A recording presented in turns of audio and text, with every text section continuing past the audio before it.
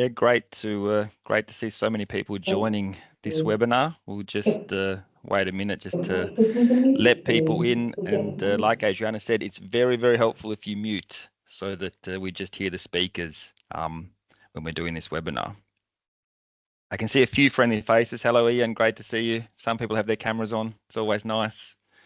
Feel free to use your cameras or not. It's up to you. We will be recording this webinar, so it will be recorded, and the film will be used in this project, the UNPplus project, and also made available, I believe. But yeah, should we get started? I'm seeing some. I think we've let a lot of people in. People are still appearing.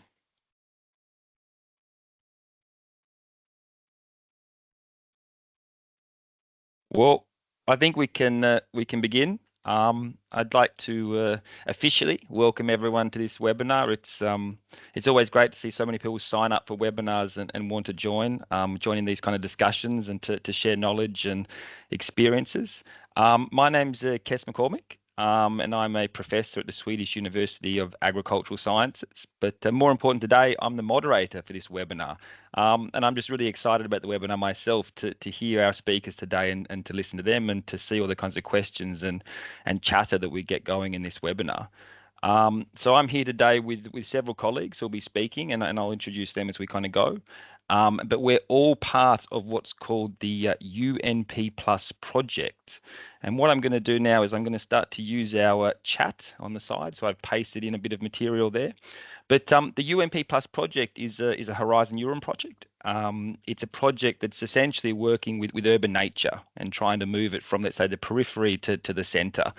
And we're working with cities across Europe, so collaborating between organisations and collaborating with municipalities. And we're working essentially to help halt biodiversity loss and to try to create better and more resilient cities for both humans and for nature.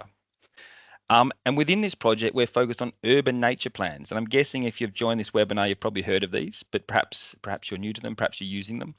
These are strategic frameworks that can help bridge the gap, let's say, between policies and practices, or between what we're talking about and what we hope to be doing. They're a really exciting tool or initiative that's being introduced across Europe, and I think a really big possibility for cities to really push forwards with urban nature and push forwards with more resilient systems in cities. And there's a website in here for our projects. You can go check it out. There's plenty happening in the project and plenty of things appearing over time. So our website's a great place to go to check out all the material that's coming through and many partners involved in the project. A key part of the project, or at least one part of the project, is a capacity building program. And the idea behind the capacity building program is essentially to share what we're learning through this project and across other projects as well, because we're certainly not the only project in this space. There are much activity in this area across Europe and across the world.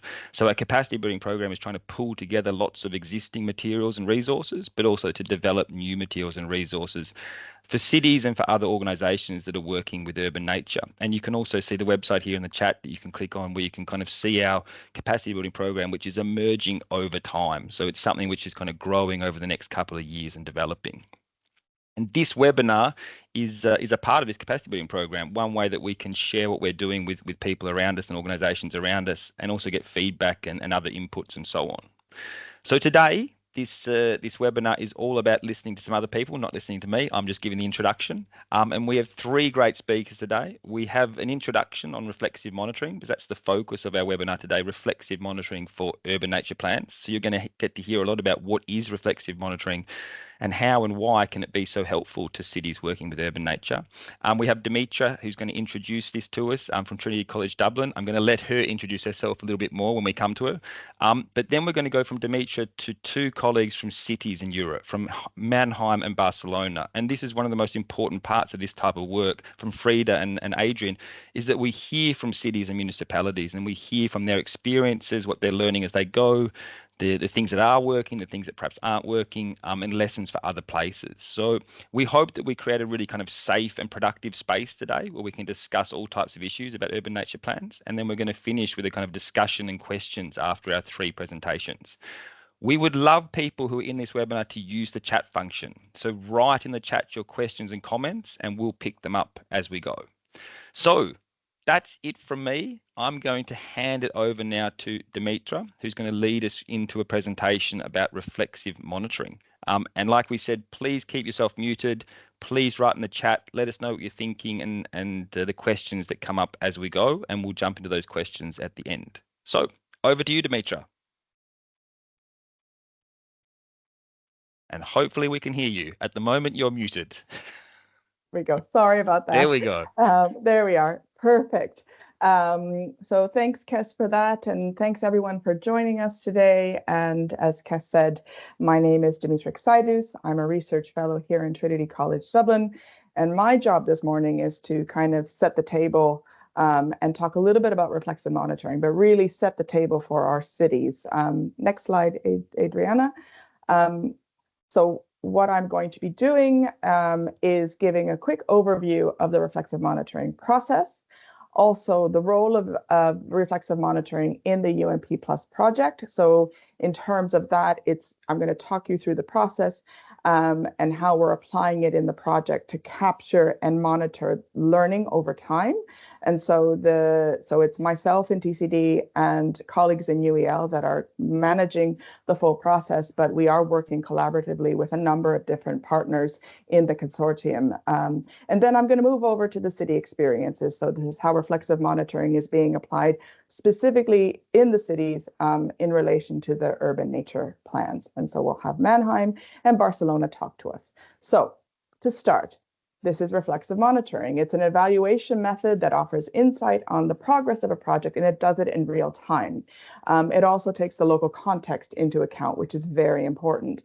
It's a collaborative process that brings together different perspectives and expertise, and it enables the identification of barriers and challenges and reframes them into opportunities by thinking about them more as learning opportunities and how then you capture these learnings and translate them into action.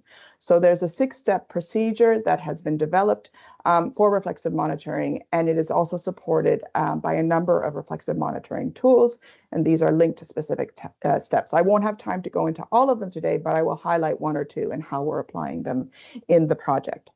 Next slide.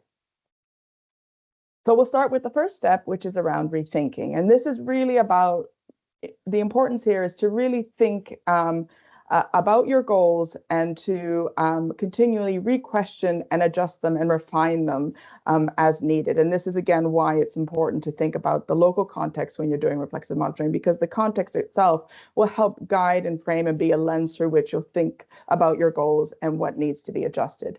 So in terms of the UNPplus project, we're asking the cities to consider how their current goals of their UNP need to be updated or adjusted. And so to begin in the first year of the project, the city spent a lot of time thinking through their main learning questions and what will help them achieve their goals, as well as some of the key barriers, challenges, skill gaps, and challenges that are hindering them. This can apply across every step in the UNP process, but also just to kind of zero in on one, thinking through step 4 and developing your long-term vision and goals could be a place where you might very naturally bring the reflexive monitoring process into the mix. The next slide. So once you've done your rethinking, it's important also now to think about roles. And here it's about the reflexive monitoring process itself. Because if you do mean to embed it in your processes, it's about figuring out who on your team is going to manage the overall process. Now, you can have one person, or it can be a shared responsibility of a broader group.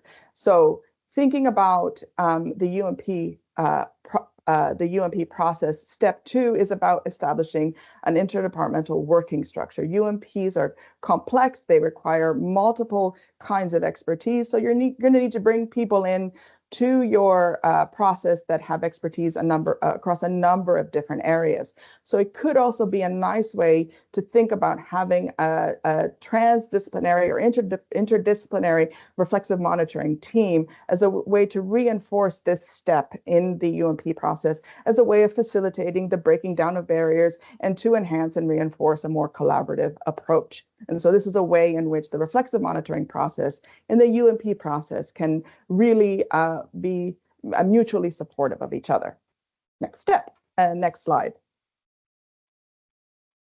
So once we've done that, we move through to the recording step. And so, as I said, there are a number of tools to support the effective and timely recording of the reflexive monitoring process.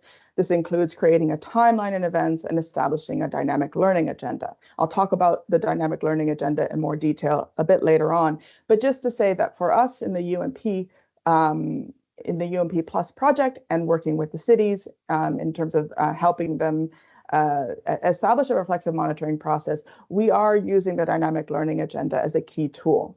In addition, for the project itself, one of the key things we had to do in the first year of the project was to establish a reflexive monitoring baseline, specifically with the greening cities, but we also did it with the lighthouse cities. And this meant that each of the cities had to go through each step of the UNP process from 1 to 10 and identify critical turning points, learning objectives, and outcomes. And they brought all of that information into the dynamic learning agenda. So we have these quite nice, very broad dynamic learning agendas that identify all of the barriers and opportunities, challenges, as well as some of the key learning objectives that the cities have identified where they need additional support, either from each other or from other experts in the consortium to help move them along in their UNP planning process. Next step. Next slide.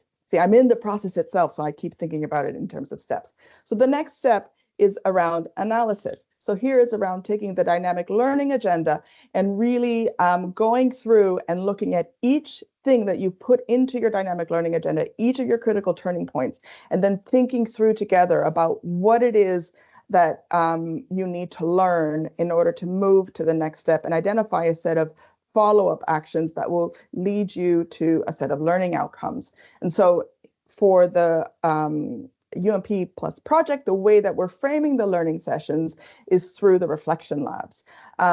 But this is for the project itself and how we're supporting the cities in their reflexive monitoring process and in their UNPs. But also the cities themselves can also establish additional learning sessions within their organizations to embed reflexive monitoring at a local level, and in terms of how they're monitoring their process as part of their day-to-day work. And I think both Frida and Adrian are going to speak to a little bit more on that. We can go into the next slide. We're moving very quickly through the process. The next slide is around communicating. So once you've identified your learning objectives, once you've identified your follow-on actions and you've implemented them, you will have learned something. These are learning outcomes. And it's really important then to figure out how you're going to communicate that with maybe members that are not part of your reflexive monitoring team, or more broadly within your organization or even beyond. At the same time, you may also want to go back and communicate about your barriers and challenges. And maybe there are areas where you haven't been able to identify the right follow-up actions. And so you need additional support. And so figuring out how you communicate what it is you need or how you share your learning outcomes is really important. And this is a step here that can help you do that. In terms of the UNPplus project, we are also using the reflexive monitoring project at the project level and the communication function to collaborate and connect with different partners in the project, and to make sure that where the cities have identified a need for additional support, we have mechanisms in place to facilitate that. And so I have a very small diagram up here on the left-hand side that shows how we're doing it, but the next slide will kind of zoom in on it just a little bit.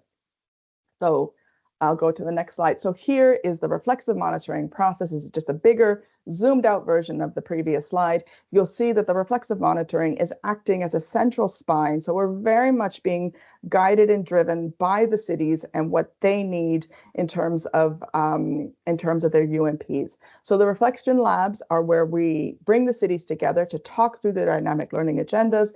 Here they talk about their barriers and where they need the most support. These are then collected. The key partners that are doing this are TCD and UEL. And then this gets moved into the academic reviews, and this is sending it off to the various partners in the project who would have expertise in whatever area the cities have identified. And there'd be some additional work being done to identify some best practices or some new things that the cities could try out. And the way the cities learn about that is that the outcome of the academic reviews gets incorporated into the knowledge labs. And this is where the academics will share with the cities the best practice from what it is that they've done in the previous step. And this then gets moved back into the reflection lab, shared with the cities. And here's where the cities will take that on board and apply that in a very practical way to their local context. And in subsequent reflection labs, we will learn from the cities what worked well, what didn't work well. And these will then help reframe again their goals, their learning objectives, future follow-on actions, but also some of the really good learning outcomes that can be shared more broadly with the cities. So then this feeds into the urban nature exchanges and the peer-to-peer mechanism, which also aligns with the last step in the reflexive monitoring process. So I'll go there very quickly. So the urban nature exchanges are our key format for facilitating peer-to-peer between the cities and their experiences of establishing and implementing the UNP process. And again, it's framed by their dynamic learning agendas. And in fact, the learning outcomes where we've operationalized the things that they've applied are the things then that get shared within the urban nature exchanges in terms of what worked well and what other cities could apply. But also, I think it's important to also share the things that didn't work well. Sometimes we learn the best from the things that didn't pan out as best they could. And I think part of the reflexive monitoring process is also making sure that you understand that as a key learning outcome and making sure that all of that knowledge all put together can help facilitate and improve the way in which the cities are working through the various steps in their UNP process. And again, all of this gets applied across every step in the process. Finally, I've talked about the dynamic learning agenda. This is the tool to record and trace the reflexive learning process. The goal of the dynamic learning agenda is to link the long-term goals to learning objectives and concrete short-term actions. So we've talked about the critical turning points. These are important moments where something changes, which helps or hinders the realization of the project. Again, these very much are centered around the local context and help generate generate questions, which then get framed into learning objectives. So what do you need to learn to address the barrier? And then how can that help you achieve the higher level goals of your UNP? Once you've identified your learning objectives, these help frame the follow-up actions. You do those, you're constantly learning by what you've done. These become learning outcomes. And these are innovative ways that the team handles the barrier or the opportunity that's presented to them that are then shared with the other cities. Next slide is just to then hand it over to our cities. That was a very quick, very high-level theoretical movement through the 6 steps of the reflexive monitoring process and how we're using it in the project. However, for me, the most exciting thing is to get to hear from the cities themselves. So we'll start with Mannheim, which is one of our greening cities, and then we'll move on to Barcelona, which is one of our lighthouse cities. So I'll pass it on to them. And I can just jump in quickly before they start. Dimitra, fantastic presentation. It's not easy to give an overview of such a complex process, but I just wanted to say in here, I think this reflexive monitoring, it really is kind of let's say a more sophisticated approach to how we work, and a really important to kind of acknowledge that we need different approaches to business as usual if we want to see urban nature plans really take effect. And I think that was a very clear and really interesting presentation. Every time I hear you talk about reflexive monitoring, I learn something new. And as you said, like now what we're going to do is jump over to the cities who I think are now ready to go, because these cities have been engaging with reflexive monitoring and starting to use it and apply it. And I think that there's so many lessons to learn as we go. So over to you, Frida, from Mannheim. Yes, thank you so much for the introduction and the opportunity. As was said, my name is Frida Brett-Smith. I work for the city of Mannheim. We are one of the 3 greening cities, and this project really helps us to develop our urban nature plan.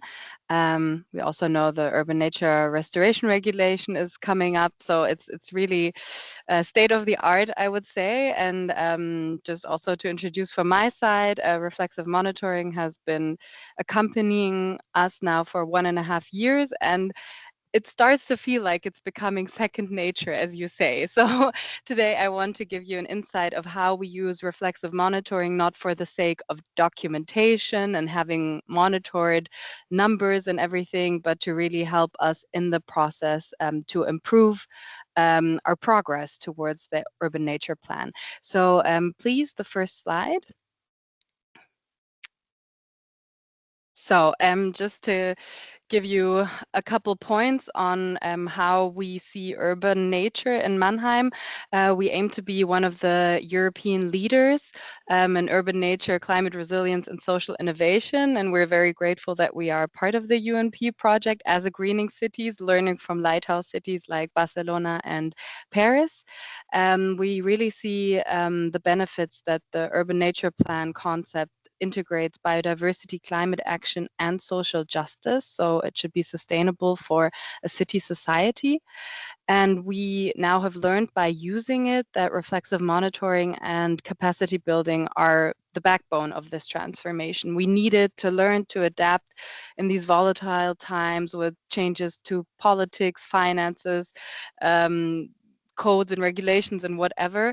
And we see that it helps us in progressing with our UNP. Next slide, please. So just to, give you a picture of who we are in Mannheim. We have a little specialty, so to speak, for the sustainability transformation that Mannheim has decided that as one of the 100 CNC cities, we have a local Green Deal, which was transferred from the European Green Deal. And one of the big parts is urban nature. You can see on the bottom, we have this flower with 8 action fields, and we are 8 people working on the different topics. And so one of the aims is reviving natural biodiversity, which is also correlated with how our economy works, how our buildings are built, in which environment is the environment livable and healthy. So we are a team of people that support the already existing departments on nature protection and so on to really drive the implementation. And we work together very closely with companies and civil society groups, research, and so on, because the administration itself cannot succeed in implementing all this change. And just to say, the local Green Deal is coordinating the UNPplus in our city regarding roles, but we see the different relevant departments as an integral role to our kind of working group. Next slide, please. Which I was so kind to be able to borrow from Dimitra. She was so kind just to connect the reflexive monitoring process that we've heard about with the urban nature plan and what happens on the ground, what happens in our action plan going from step to step. Just for you to see, there is this 10-step program from urban nature about making the political decision, having the team analyzing what is the state of our nature, what are our goals, how will we do it, which measures will we take, how will we communicate, get people on board, how will we monitor the process, how will we implement, and how do we keep going. Just for you as an overview, because I will now take the reflexive monitoring approach to a couple of these steps we have to do to get our urban nature plan. Just some background which you maybe can be able to read up on later. So next slide, please. So we see reflexive monitoring as the engine for systemic change. I've said that there are continuous processes that are either structured but also changing, and so we use reflexive monitoring to structure this reflection adaptation that we have to do. We really notice that it helps our team to be critical thinkers, right? To not be like, oh, but we decided on this plan, so ABC, and then if things don't work out, we're like, okay, it didn't work, we'll try again in the same way. But no, we will identify the challenges and see that, and question ourselves, what is we want to learn from them and how can we adjust? And this reflexive monitoring process, either introduced by the UNPplus project or within itself, trying to think innovative and proactive is really embedded in all our greening and climate strategies, the local Green Deal, and also our municipal biodiversity strategy that is being developed. So to get better at this, to actually be the engine for change, we really focus on the internal training where UNPplus helps us, peer learning from our lighthouse and our greening cities, using different tools, and especially the cross-departmental collaboration. So in Mannheim, we are very privileged to have this local Green Deal team, but also, and that maybe could help you, if you're working on nature, don't only include the departments that are like the authorities that work on it, but are restricted by regulations.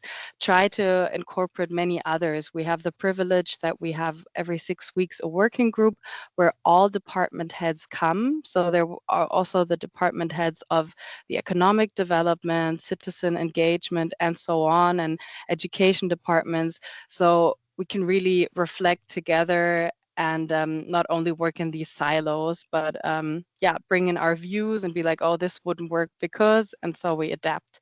Next slide, please. Oops, yeah, sorry, here, next slide. So as I already said, capacity building means strengthening skills, knowledge structures, and our networks. Dimitra did talk about these like critical turning points, our questions that we have, what do we want to learn? And one of our first learnings was that from the UNPplus process, we got these self-assessment questions, so we could evaluate what is our baseline for greening.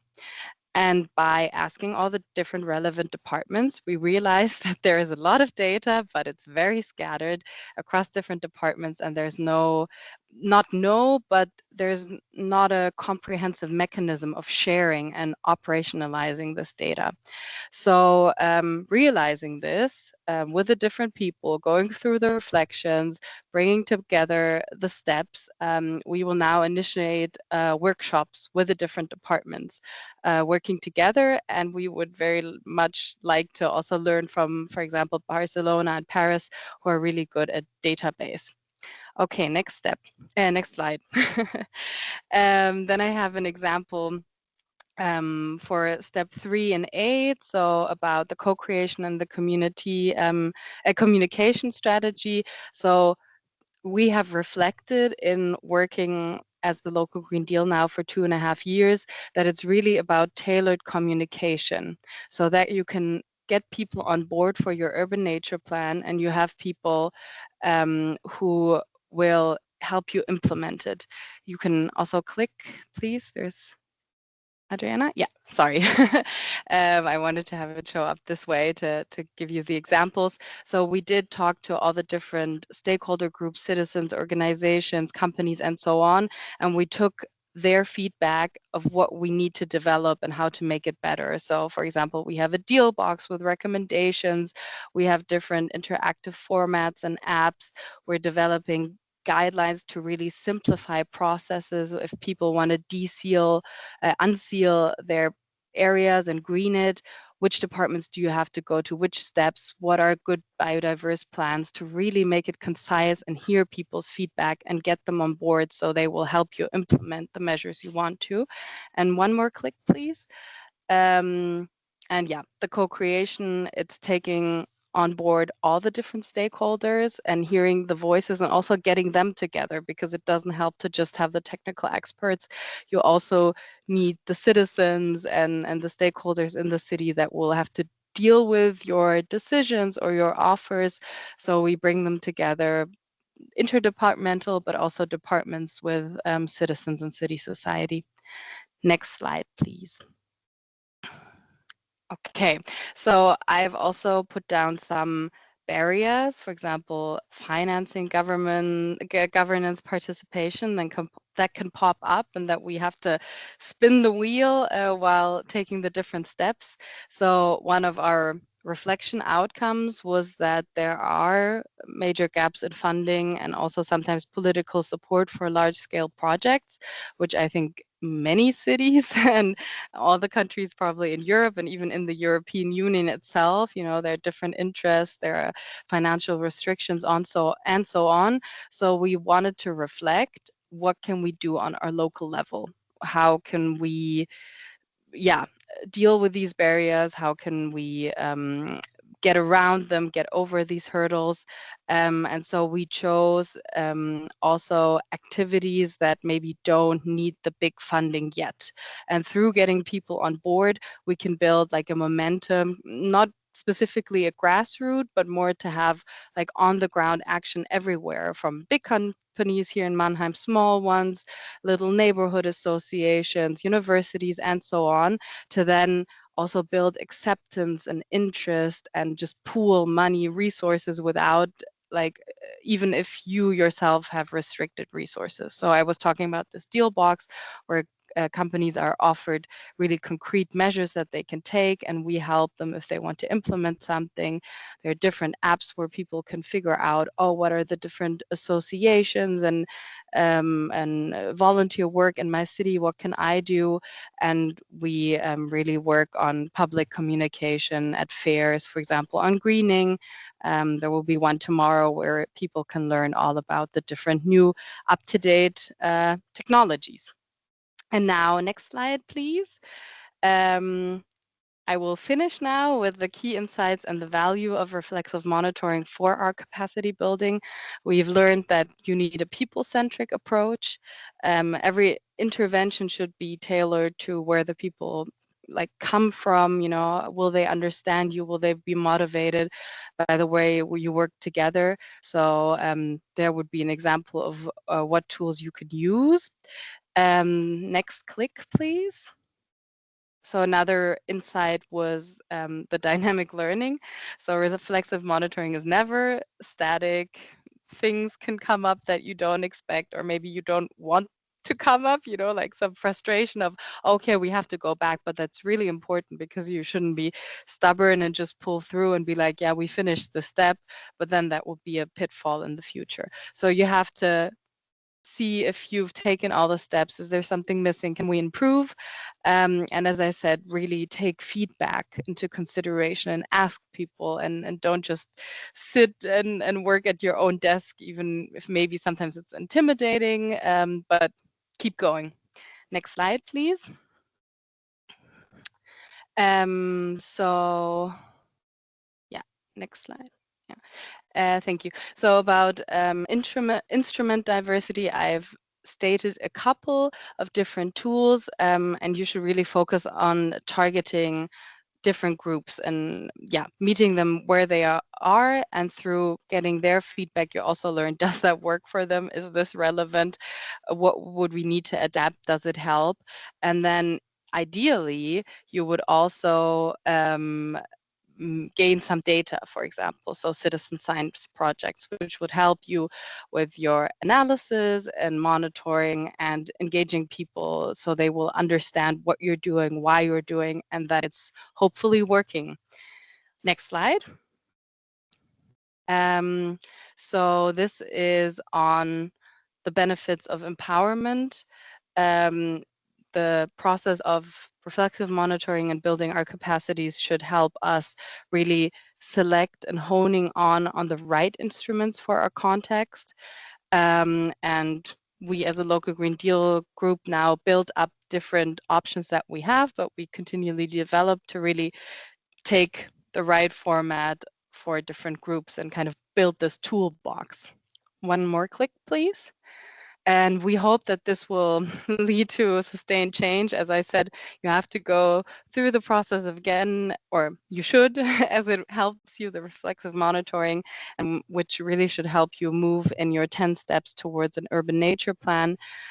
So we really see the benefits in the different phases of the UNPplus, learning from our partner cities, and also, how do you handle changes, for example, with the new EU regulations on the urban nature restoration, which helps us, but is also a challenge. And in this way, we can become more flexible, adaptive. And then my last slide, just concluding why it's important to us, how we use it, why does it work. We think that our local Green Deal really gets some power from this reflexive monitoring, and could be used as a model that you should adapt, not, you know, not a stagnant blueprint, but something you can adapt to your own city to really build your capacities and the innovation, and hopefully have lasting change, because you keep evaluating and you keep improving. And it really helps continuous reflection, diverse tools, and people-centered strategies. And I think this is also innovative for cities, because it's a new mode of working. You're working together. It's not only you have to do your tasks and these are the rules and regulations, but no, the rules and regulations change, and you need to adapt either because these are like laws, or also because you want to achieve your goals and learn from mistakes, setbacks, challenges, barriers. And yeah, we think it really helps us to have both the reflexive monitoring chain and steps, as well as the UNP steps, so we can always check where are we, what do we need, when are we successful, and when do we start spinning the wheel again.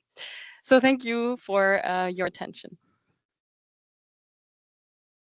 Thank you so much, Frida. If we were in a room, you'd be getting an applause now, but it's always a bit quiet in online rooms. But look, I mean, to say that there's a few lessons and learnings from what you just presented would be a massive understatement. I mean, it's incredible how much actually flows from these processes that you're presenting here in this short amount of time. It's great to hear. And I think, just going back to that slide, seeing RM as the engine for change or systemic change is just a really interesting perspective on it. Like what we're trying to do around urban nature plans and cities and nature, and this idea of developing more critical thinking and approaching processes in, let's say, slightly different ways, or in ways that we need to be doing to have more impact. So look, great to hear. I mean, there's a variety of questions popping up in the chat.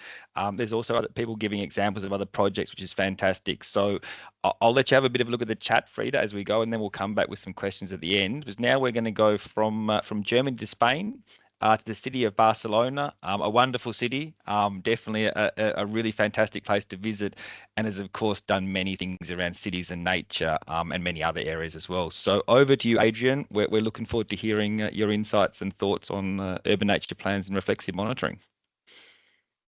Thank you, Kes. And first of all, thank you all for being here in order to learn more about the project and about this reflexive monitoring. So I'm from Barcelona Regional. Barcelona is not directly part of the Barcelona City Council, that we give support of the Barcelona municipality. Support like in topics like urban planning, nature, biodiversity, or different topics. So we are involved in this project. So like a lighthouse city. So now I will present some our approach in this monitoring. So why we do this reflexive monitoring? So we allow us to have this real-time evaluation of the plan. So before I start, I want to say that we are a bit different in relation to Mannheim, because we have already a plan. That's very important to say. So this is our second plan, and yes, so this process allow us have this real-time evaluation. At the same time, allow us this. Try to carry out this global assessment of the plan, not separated, not in each part. So this is important, have this overall vision of the nature plan. So know the progress about each step. Allow us to identify some gaps or lacks of information of process. We allow us to generate some knowledge, like learning and best practice for other city. And because, as I mentioned before, this is our second nature plan, and this is important. We work with nature more than 15 years. This co-creation and exchange with cities is quite important. So we did some peer-to-peer meetings with Paris, with Burgas. So this is very important because we have practically the same worries and needs, and this is important to change this ways of work or methodology. This is important for us, and some lessons for developing for future plans. So learning about what is wrong now and how we can improve for the future. This is very important too. And how we are carrying out this reflexive monitoring. So Dimitra has mentioned some of these issues before. So we carry out this self-assessment survey in order to know this current state of our plan. The reflexive monitoring meetings, we need time to have this desk study because for us it's completely new, this way of assessment. So we did this desk study.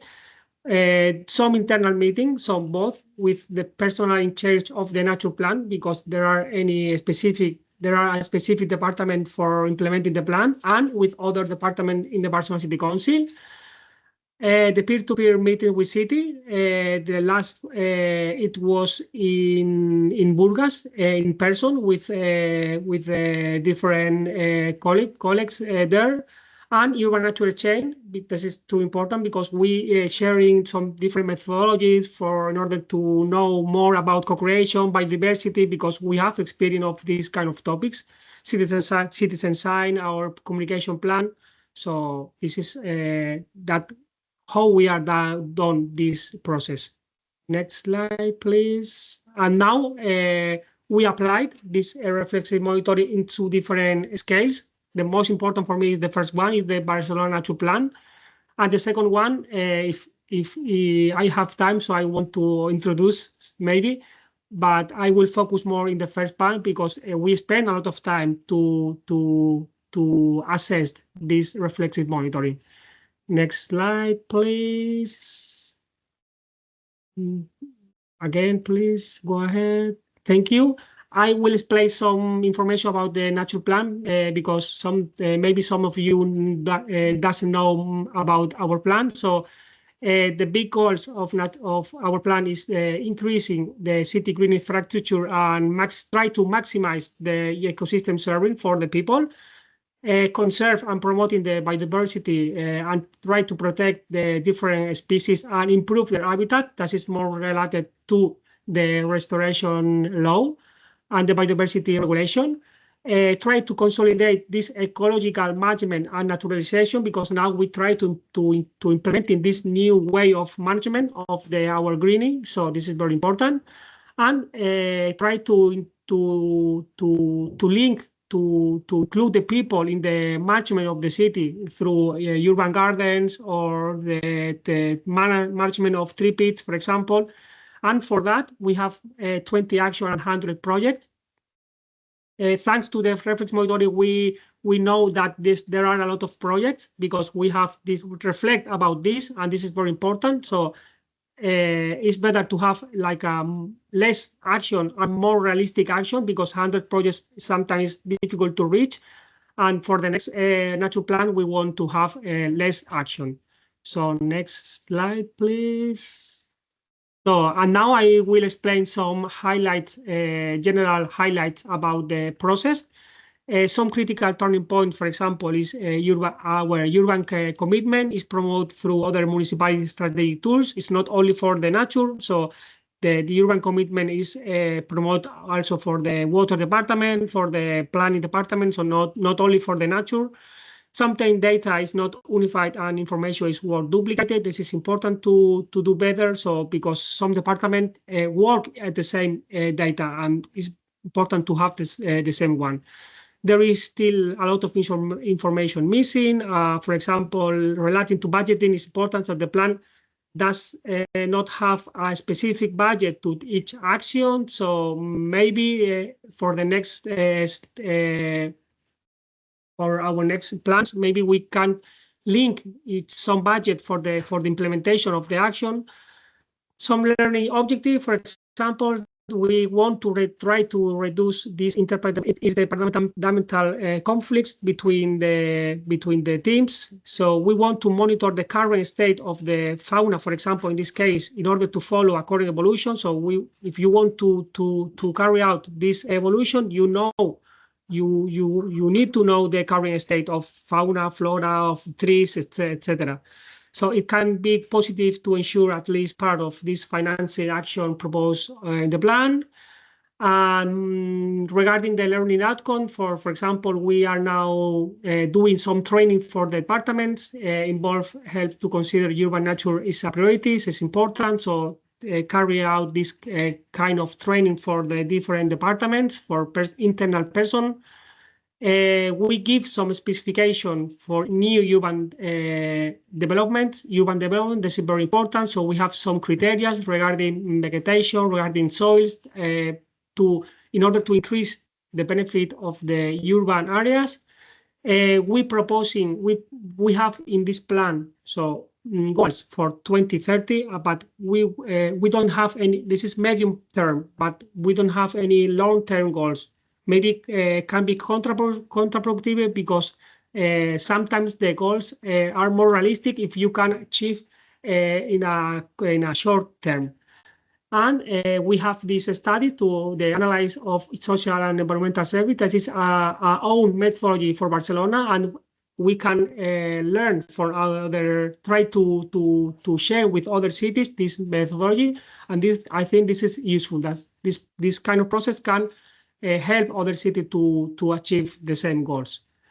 So we can go ahead, please. And now I give some input that we work for each step. In this case, I want to explain some information about only for the step number 2 is to establish a working structure. Go next slide, please. So, for example, for this, for the engagement and the internal governance, so for us it's very important to have our own exclusive department dedicated only in the implementation of the plan. So try to have more personal resources, because by the moment we have only 4 persons for implementing the plan, and each person from different department that they meet every month in a committee. So that's maybe if you have a specific department for implementation of the plan, maybe you can reach better results. Involve all department agents in the territory. This is important. So try to have more departments like, for example, science, noise pollution, because they are really they are normally a department that they are taking place with the nature, with the biodiversity, and by the moment they are not involved in our committee. Have a broader vision, not just an internal one. This is, I think, very important. So have more connection with department, such as environmental, education, urbanism, or I think more outside department, like, for example, universities, entities, for example, too. Increasing the responsibility for implementing green spaces. Next one, please, because I don't have a lot of time for the discussion, sorry. So we try to have this global vision and city strategies needed. So this committees of experts of each topic can help us to have another kind of vision, not only internal, because I think it's very important to have this kind of vision with experts of city planning, fauna, flora. So that can be positive to have in the future. That I mentioned before, don't plan so many actions. Now we have like 100 projects to develop in the future. Now we reach like a 20 or 30 projects, but maybe for the next plan, maybe have less projects, but more ambitious projects. So we can combine both. And for example, the publication, in this case, the communication is very important, because if you communicate this kind of project, the people can know how it's going the city, and this is very important for the communication and for the process. Next one, please. I think this is going to the okay. Now I explain briefly our approach regarding the specific project that we choose. So we choose this small project within this PEPI program. The PEPI program is the local and interior space program that tries to renew unused space in the city, so put more greenery in usual places, like for example in this case is like a parking lot. And the background is this try to execute this space that since 1998 it has been classified like a such as green space, but is not currently used for parking. And with this transformation, the people can have more benefit in this deficit neighborhood of greenery. Next one, please. So, and now I explain some general highlights of this reflexive monitoring process of the project. So it's the first time that we did this evaluation of a project. That is important to know. And when we work together with the Department of Barcelona City Council, they think that it's very useful to try to apply it for another project, because this program has more than 22 projects. We did several meetings with some department, and with this meeting we improved the communication, but because sometimes it's difficult to reach these kind of meetings with different people involved, and this is a good time to sharing things to improve them. So it's at the same time it's an opportunity for me, like a representative of Barcelona in this process, try to explain that we are now doing in this process for the Barcelona City Council department. And with the process, we identify some lacks of information in some steps. For example, in this case is indicator monitoring of the co-creation process. We try to improve these steps in this project and detect some critical points to improve in the future and to apply in the other project. And I have more slides, but I think it's enough for me, and I want to leave more time for the discussion and the question. Thank you all. Look, thanks so much, Adrian. Same to you. You'd be hearing some applause if we were in a room with people and so on, but we're online, so it's always a bit quiet. But again, look, a great presentation, and I just feel that yeah, I mean these cities, I mean Mannheim and Barcelona, you have so many things to share from engaging in these processes, and I think that this is also across other cities across Europe. But let's jump into some questions. There's a lot of questions and comments coming in the chat, which is fantastic to see. It's hard to choose one out, but there is some responses coming to them, but there is one here which I think is really interesting around how if there's people, and it's a bit answered, but we can see, but if there are people who are kind of responsible for kind of the knowledge and learning, who have a role around kind of capturing the knowledge and learning and kind of dedicated to that process within the cities. I know you talked a little bit about it, but I think it's a really good point to bring up. And Dimitri, you can also speak to this, because you've written here as well. But Frida or Adrian or Dimitri, would you like to speak to that, this kind of role that's maybe created around reflexive monitoring? I can pick one of you. I'll pick Dimitri. Do you want to speak to that for a moment?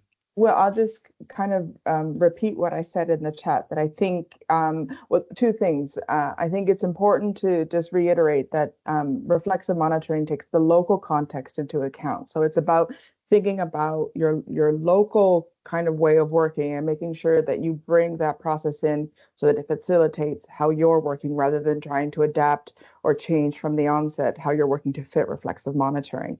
And so once you do that, I think it becomes a bit natural to figure out what is the best way. I think when you're trying to bring in a new process, it's very good to have somebody who's in charge of it, or even just a small group together to kind of think through how you're going to gather the information, reflect on the learning, and keep track of the process over time.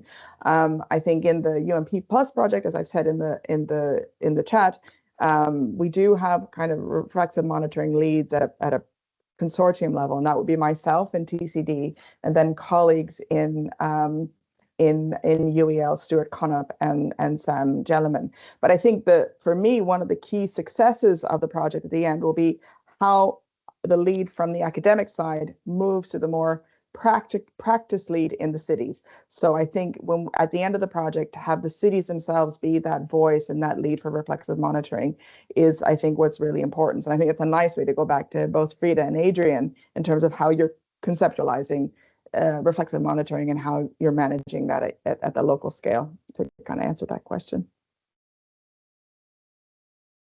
So Frida or Adrian, Frida, would you like to speak to that a little bit about this importance of capturing the learning and knowledge as we go in the reflexive monitoring process, and how you've been dealing with that, this new kind of role or responsibility? Sure.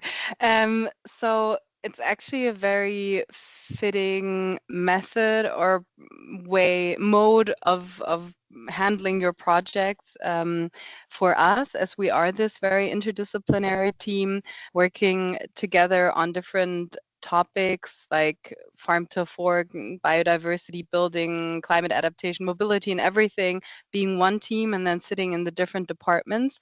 And everything we do, we of course document, and as we send it out in paper form or in digital paper form, and by having the meetings and documenting it and having end presentations, these are our results. Is everybody on board? We are compiling something to build on. And with, for example, our municipal biodiversity strategy, where they have these roundtables, co-creation, and they have documentation, they in the end will have a presentation and a paper and a decision taken by our municipal council. So there will be something in there, set of this is the process, how we learned, which feedback we got, what we had to adapt.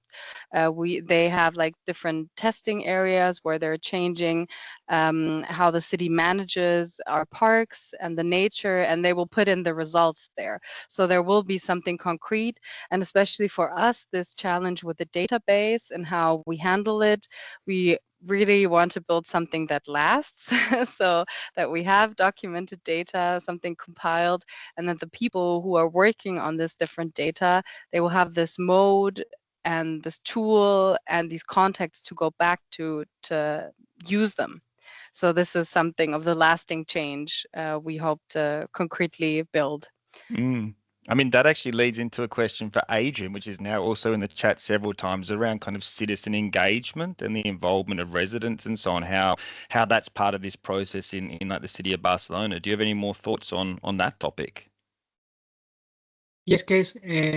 Regarding this co-creation process, we have experience about this. We have a very, how can I say that? It's a very big process regarding co-creation with more than 4 or 5 steps. We try to involve the citizen through a digital platform like the Citizen platform, but we are now we are doing personals, so in-person meetings, and we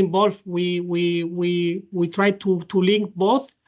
And yes, this is our experience, and this is the experience that we want to share with the different cities. So this is our way of involve citizens in this process and in our nature plan. So, but not only citizens, so entities, universities, so vulnerable groups. So this is our ways. Yeah, no, look, there's so much to discuss. I'm reading the chat while I'm listening to you as well, Adrian. There's lots of questions and thoughts here coming, but it's time actually flies when you're having fun, as they say in some places. And we've got 2 minutes to go, so I'm actually going to ask each of you a question. So Dimitri, Frida, and Adrian, and it's a very simple question. Do you have one key message from today which you'd like to share with people, either about a pitfall that we should avoid when working with RM, or a key lesson, or something you just really like to say to the audience? And Dimitri, I'm going to start with you. Is there one thing that we should tell everyone if they remember one thing? What would it be? Gosh, I think if I had to sum it up in one sentence, I think it's what I said before, and it's about taking the process and really making sure that it is incorporated into your local context, thinking about how you work and then how this can support that. But at the same time, be open to the idea that you will have to change. Change is uncomfortable, but being open to the idea of change and transformation and finding new ways of working, reflexive monitoring can help identify that. And I think at the same time, we all feel very empowered once we've learned something. So I would also say it is a very empowering process if you just kind of go with the flow with it. That's what I would say. Go with the flow with it. That's definitely a good way to finish. I'm going to jump to Adrian. Adrian, do you have one key thing you'd like to raise before we finish? Yeah, it's difficult to choose only one, but for me, for us, for Barcelona, I say so. Have to this overall or general vision of our project for me is the most important thing, because we have this vision, small vision, or the separated, but now we have this global vision of the plan. For us, this is very useful for the future, and find that these gaps or things to improve for the future. So the same one. So I said two. Very good. It's all right. We'll allow two. Okay, Frida, you got one. You're the lucky last. Oh, no. You get to sum it all up. So I second Dimitra and Adrian, and I would also say that don't do reflexive monitoring for the sake of a technique, but do it to really help you, adapt it to your own language, use it for the critical turning points, the questions that you have, the improvements. Be brave, especially working in city administrations, to introduce something new. Yeah, and then go round and round. Yeah. No, that's a great one to finish on. I think, like I said, there's this is a short webinar. You can kind of start conversations and you never end them. But we hope that people here today have found it kind of valuable and useful to listen to these presentations. And we will absolutely share the recording of this webinar. There's a lot of people asking to see the slides, to get copies of the slides, or just have to look into that and make sure that we can do that. But it's probably possible. And we will be producing kind of a short brief around reflexive monitoring. And Dimitra's also shared there's other materials in this area. You can find all of these things on our website for the project, and of course for our capacity building program. And please reach out to us, contact us if you'd like to follow up, or if you've got other projects or other materials you'd like to share. As we said at the very start, I mean, we're certainly one of many projects in Europe and around the world working in this space, and we really try to and always want to collaborate with others and to use other people's materials and other inputs and so on. So with that, unless there's something else more to say, Dimitra or Callie, would you like to say anything before we finish? No, they're shaking. Dimitra's also no, she's going to know. We're looking good. But look, thank you so much to our speakers. It's always a challenging task to give short presentations, but I certainly learned a lot, and I think we've had a really great webinar. So thank you so much, and check out our website and continue to follow us. We'll have more webinars coming after the summer break.